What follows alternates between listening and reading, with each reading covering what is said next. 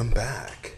This is Chicken Philosophy, Meccan Revelations, Part 9, in which we'll continue reading the Meccan Revelations. I guess there's a "the" up here. By Ibn al-Arabi. Okay, so if this is your first time watching Meccan Revelations, you may wish to start at the beginning, and you can do that by clicking there.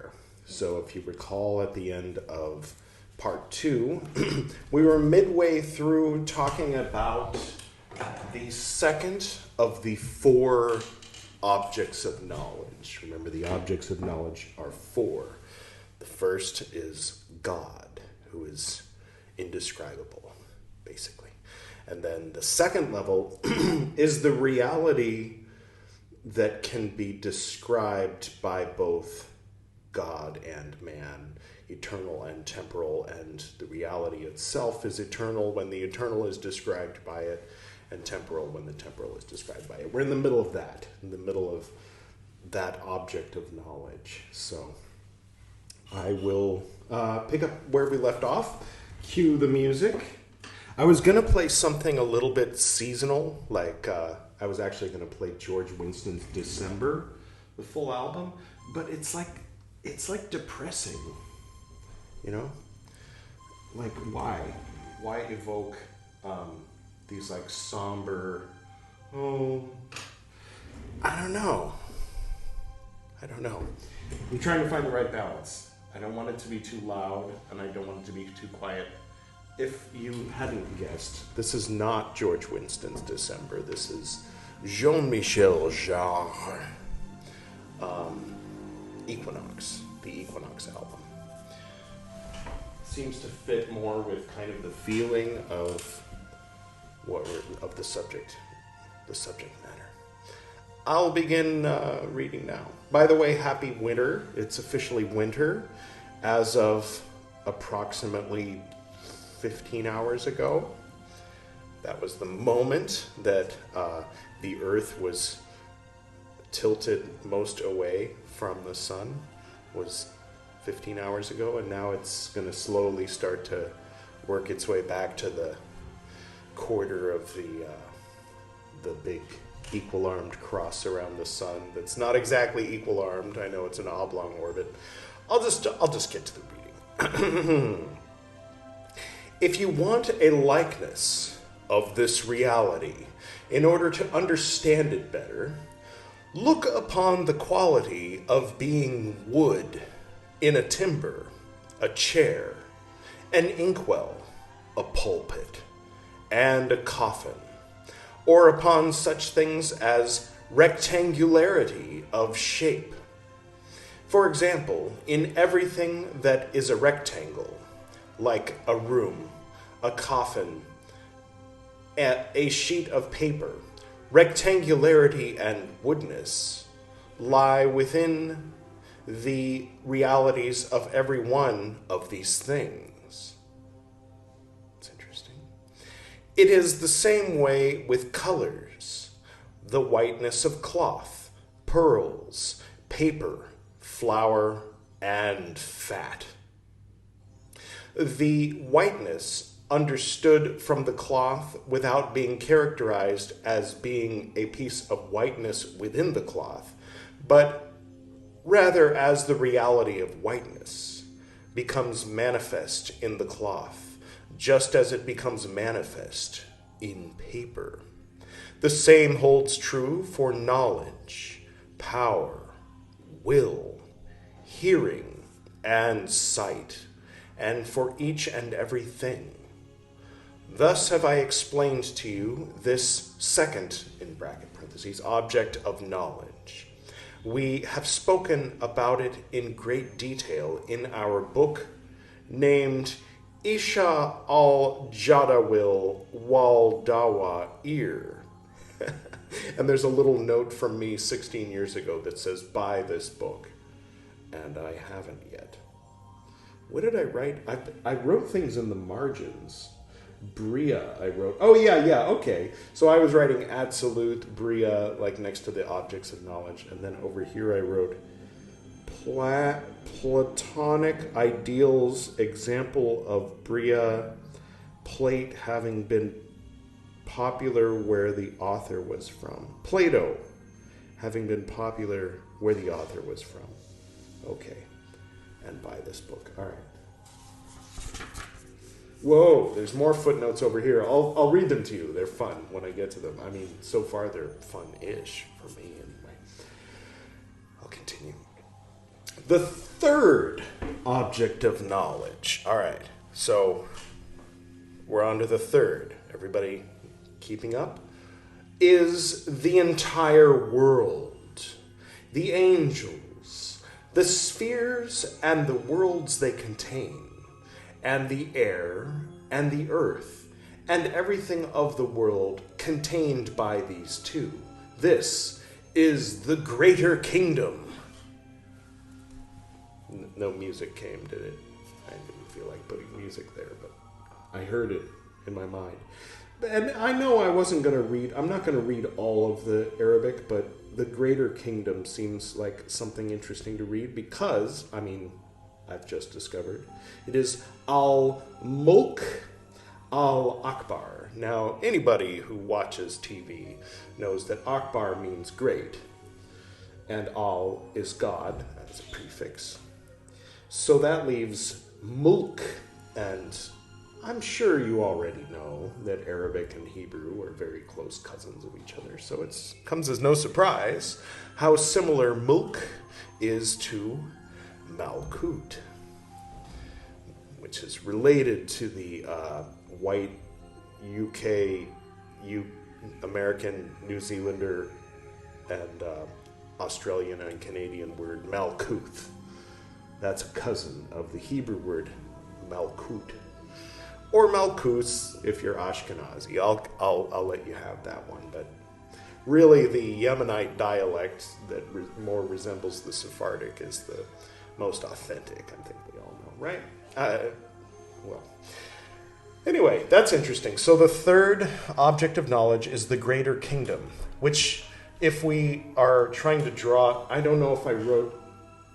Oh yeah, I wrote Yesod, New Jerusalem, Eden, Yetzirah, underlined Yetzirah.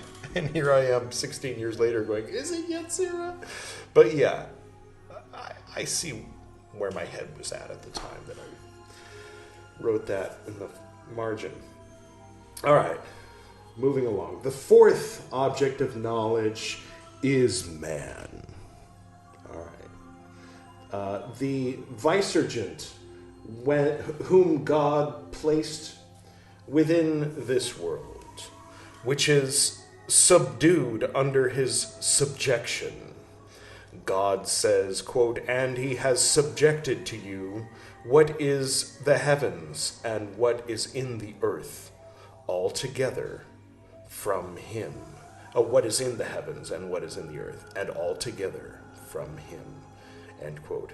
Quran, chapter 45:12. It's interesting they got all the way to chapter 45 to have their version of like Genesis 3 or something. Anyway, so yeah, okay. Or maybe, I assume there's been at least 7 verses before they get to man. But anyway, I'm not a biblical scholar on that sort of like hyper nerd level. But it's interesting. I've often considered the idea that the world, according to man, first and foremost, and at the most basic level, without getting into any kind of ideologies whatsoever, it's objectively fact that the world that we experience is composed of the senses, the world constructed within us based on the sensory data. Now, I don't know, maybe there's a sixth sense that's also helping add some kind of boson depth or something, boson particle, anybody? No. To the world in our heads, but, I mean, I say in our heads, not necessarily literally, although a lot of people would take that literally, but the one that we experience, wherever we are, not just blindly assuming that self and consciousness and the viewer, the experiencer, the witness that we are behind the words, behind the chattering monkey, behind the memories, emotions, plans, and all that. The one experiencing. The one that'll find itself in the Bardo one day or something, you know. That is not, I mean, my assumption, and I'll admit it's an assumption, and I have no proof. I can't like stand behind it as my scientific hypothesis or theory. But my feeling is that is not a byproduct of the brain cell activity, the neural symphony, but rather the neural symphony is the expression of the consciousness, which is somehow connected to that brain. So it's very interesting. I mean, in the Teilhard de Chardin, it's getting into, are we really separate individuals? But this isn't really going there yet, or we don't know if it's going to go there. I mean, oneness in God is oneness in God, whether you're a Catholic like Teilhard de Chardin or a Muslim, basically, loosely speaking. I mean, generally speaking, a Sufi named Ibn Arabi. They're both kind of finding that oneness of the plurality in the monotheistic God. You could generalize, right? Okay. So that being said, we can assume, we can take a leap of faith, and based on, you know, the most obvious information that we have access to, we can assume that there actually is a world out there, and that we are experiencing it and recreating it in the form of colors and how we perceive shapes and distance and size and significance and value and temporality, moving through the fourth dimension from a third dimensional perspective. You know, that experience. That's like one particular way of looking at this physical universe that we assume is there. I mean, you know, if you think you're in the Matrix, then, I mean, there's still a physical universe out there somewhere, but how many layers away from it were removed is the question. But anyway, all right. So I wrote Malkut,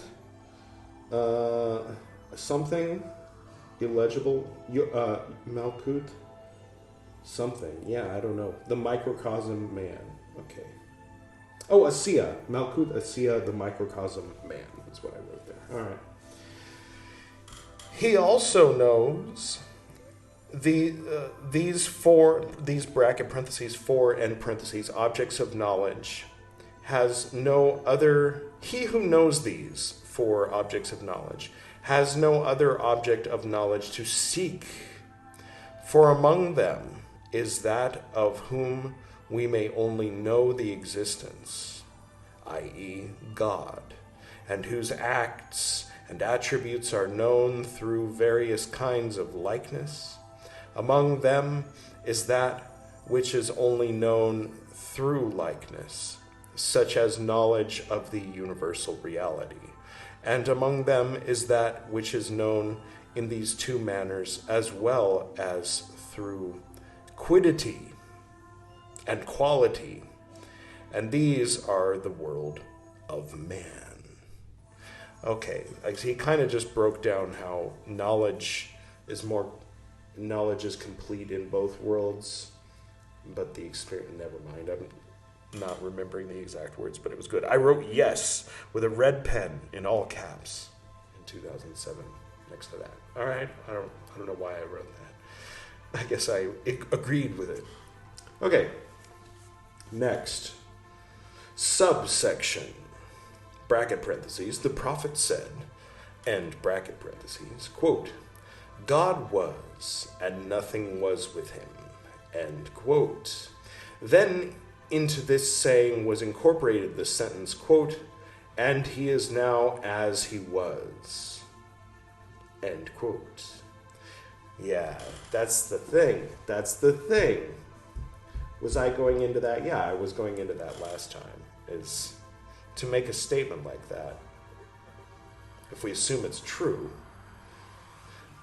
I mean, to say, oh yeah, we're all pieces of God, doesn't seem to get it. This is where I find myself agreeing with Nagarjuna, but to put a spin on what he said, which was talking about existence and non-existence and stuff like that to say whatever I just said, never mind. I'll keep reading and see if I remember what I was saying.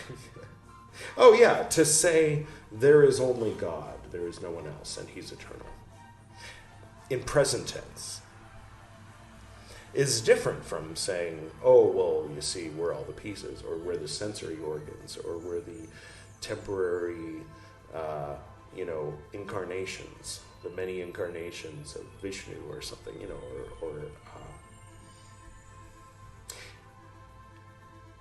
all of those statements might help in the communicating from one person to another toward the experience of the idea.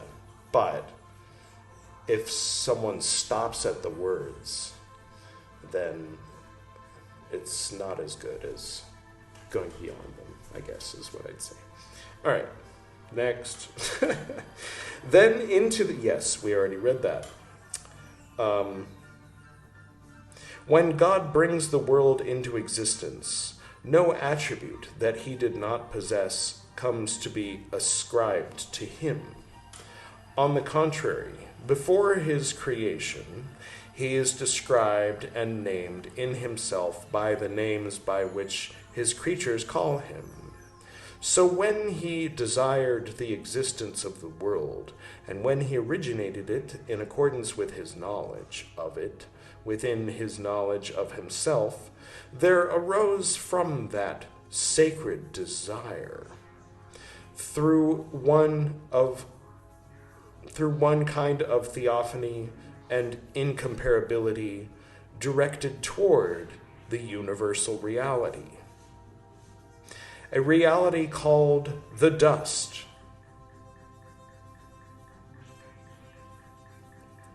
Thinking Zimzum and getting shades of that a little bit.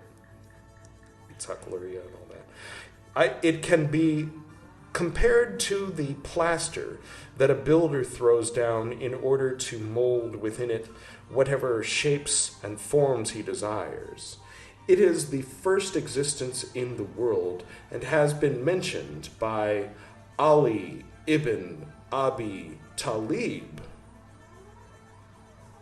Some of you might be familiar with him. Oh, it goes on. Sahal ibn Abdallah.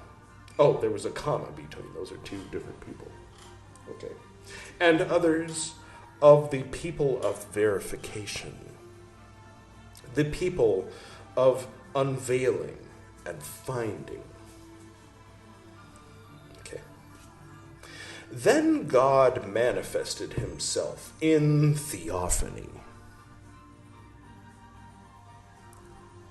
Now he's looking at himself through a YouTube video. Sorry. Did I blow your mind? Excuse me. Through his lights to that, through his light to that dust, which is called by the people of reflection, universal Hyle, universal Hyle. There's an accent, aigu, over the E. Within the dust was the entire world in potentiality and readiness.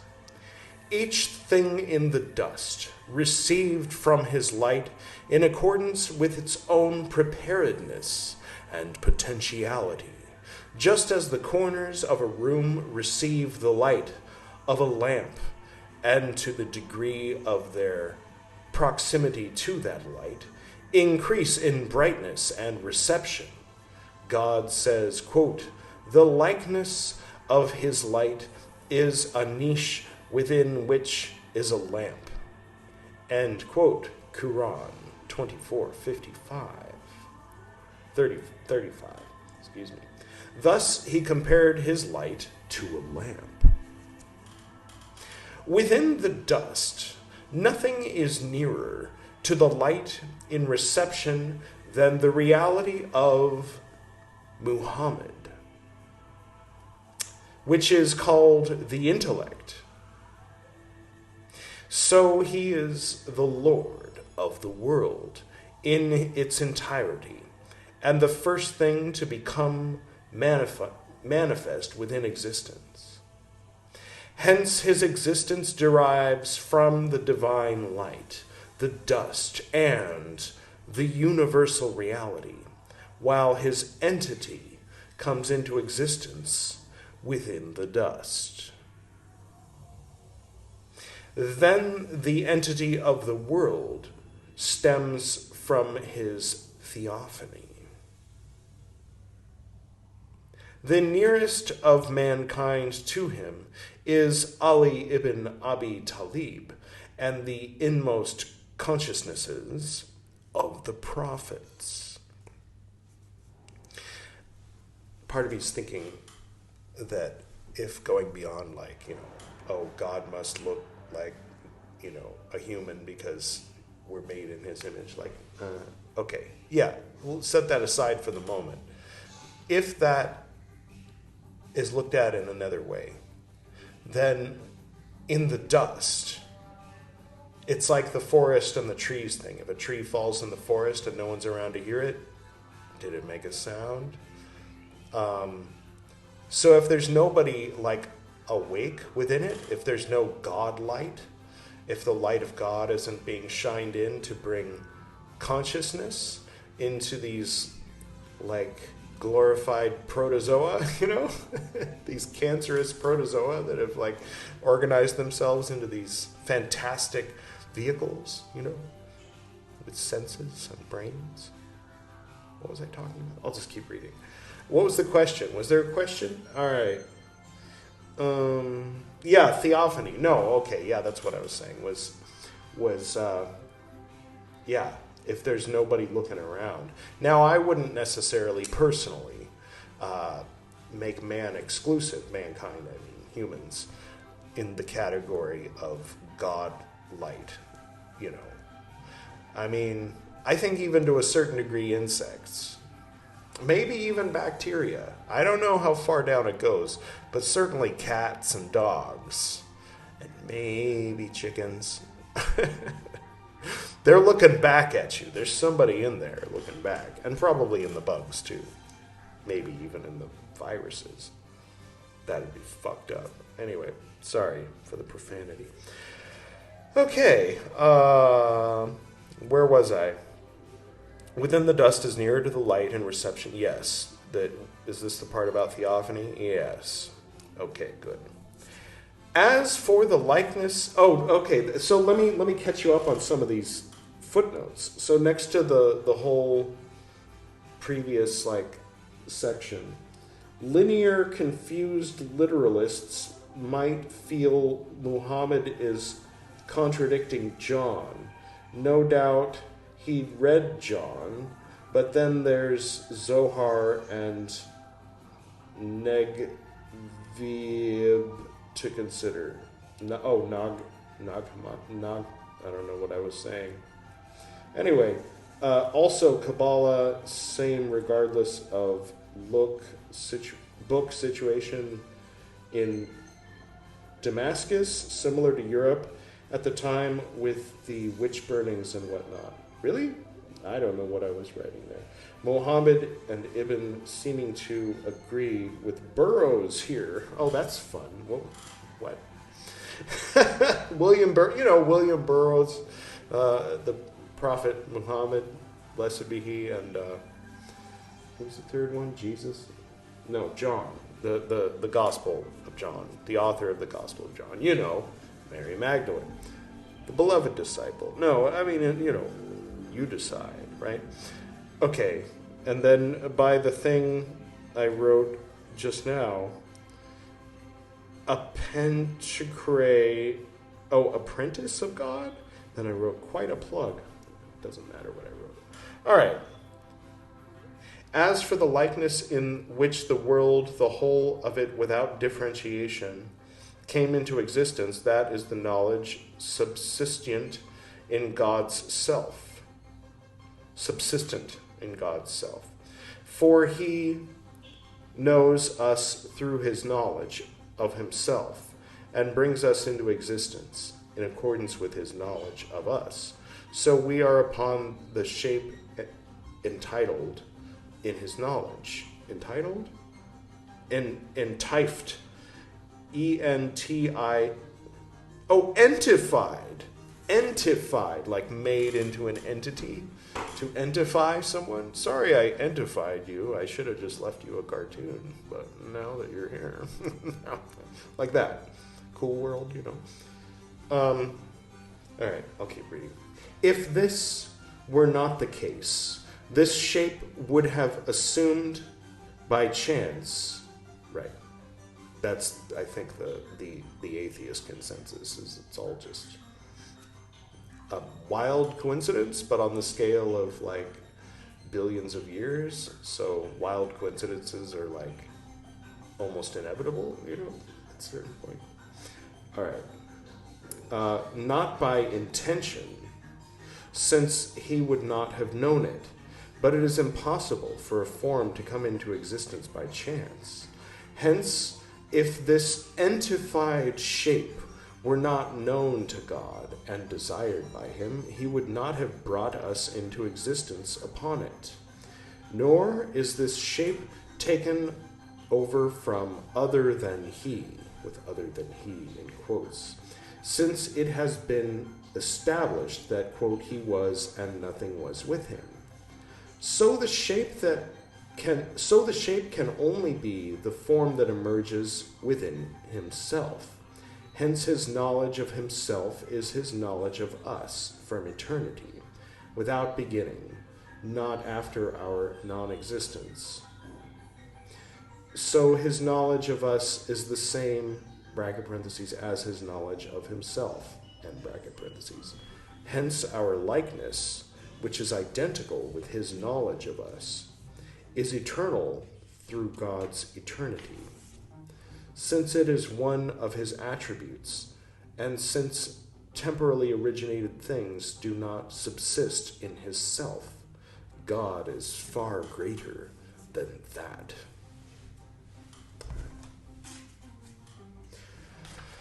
Well, oh, what did I write in the margin there?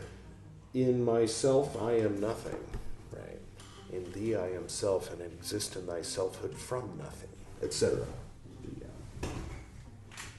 5-6 prayer. All right. Well, like I promised last time, I made it easily accessible. So let's see what Hafiz, from about the same time period, and he was also part of the same community as the author of Meccan Revelations, but author of Meccan Revelations was from present-day Spain, and Hafiz was from present-day Iran. Same but different. Also, he's very poetic. Like this, Ibn Arabi is like really getting into it, like getting into the wiring and the stereo instructions of it all, you know. But Hafiz is just writing poetry. When the sun conceived a man, and that's S-U-N, what could Hafiz utter about that day when the sun conceived a man, gave birth to itself as reality and truth?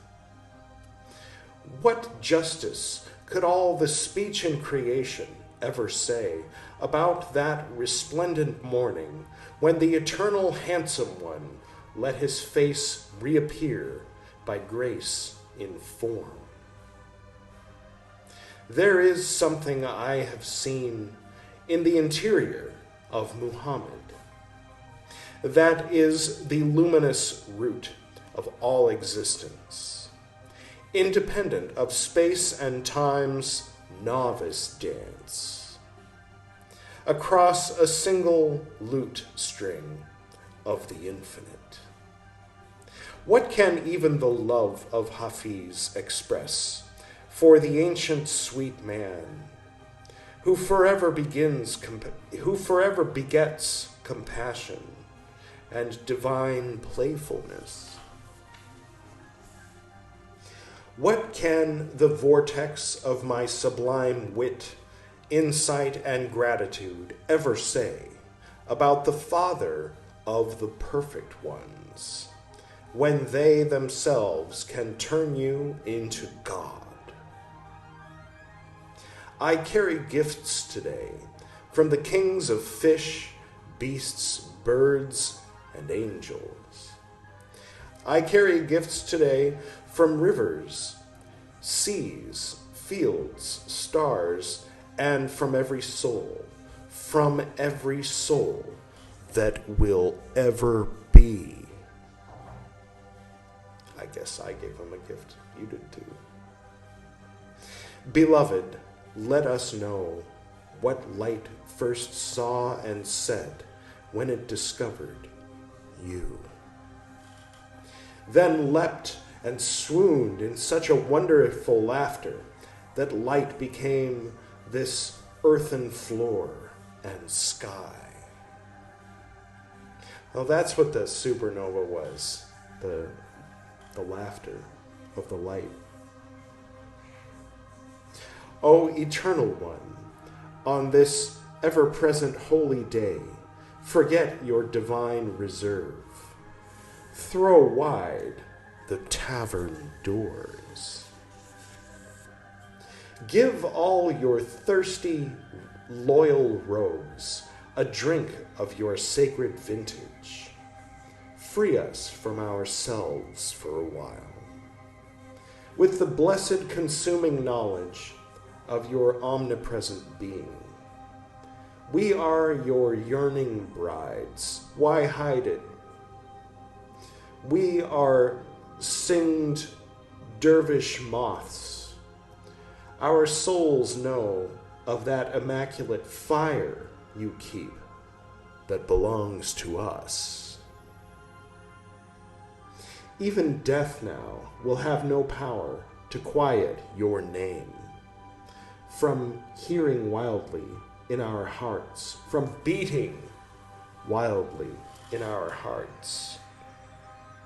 Wayfarer, now is no time to sit still, for nothing but a great clamor of joy and music can make any sense today.